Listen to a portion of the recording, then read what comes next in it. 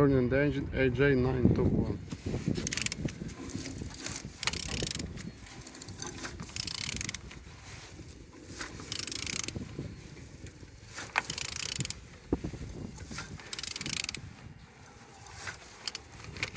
Opening like so.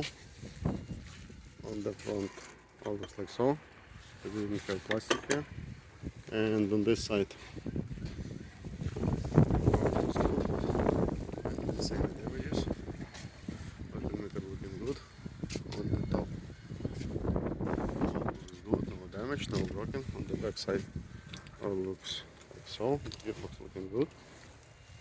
On this side, all looks good. Compressor looking like so. Turbo is in good condition. And underneath, all looks good, no damage, no problem. The engine AJ921. Thank you.